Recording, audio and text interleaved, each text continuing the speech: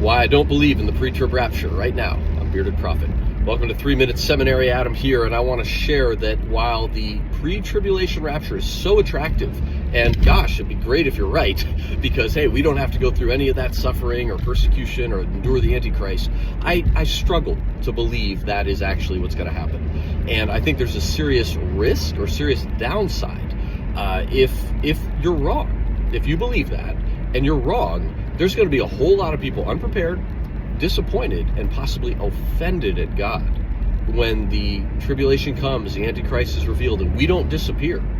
It's like, oh God, are we going to be stuck here for 3, 4, 5, or all 6 or 7 years of this? All 7 years of this? I mean, that could throw a lot of people into real despair. I mean, if you're hanging on like, okay, we're just about to get out of here. We're just about to get out of here. It's getting hard. Because it's going to be hard before the 7-year tribulation actually starts. With the 7-year peace deal with Israel, the Antichrist will make this 7-year covenant, and there'll be kind of this global false world peace. But it's going to be hard times leading up to that.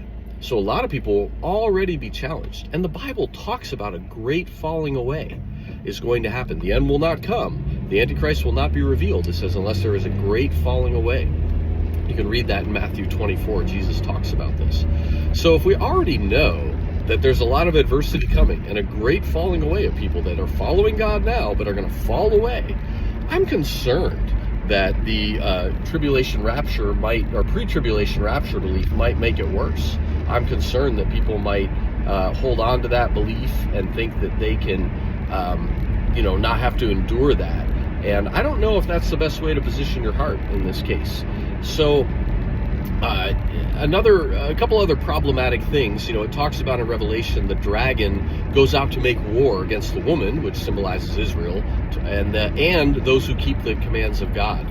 And there's also so much detail in the Bible about the end times and what's going to happen in the Antichrist. And I kind of wonder, why would God tell us all this 2,000 years in advance, put all this detail in there, if the only people that need to know it are the Jews and not believers in Jesus? I mean, some Jews are, but most are not at this point. And so you got to kind of wonder that. I'll share the last thing personally that kind of swayed me out of it was I looked at the life of Jesus, and he knew what was going to happen to him. He came on this earth, he came to die, he came to give his life. He knew every step he took toward Jerusalem was a step toward the cross. And yet, the more intense it got at every juncture, he kept going. And as it got more intense, he pressed in. His disciples fell away, he did not. And we're called to be little Christ. We're called to live like Christ, be like Christ. He's our role model. And as I was studying the Gospels in college, and I was like, wait a minute, you mean to tell me that the moment it gets hard, we're just going to get zapped out of here? That just doesn't fit with who Jesus is and how I see him. So, bless you.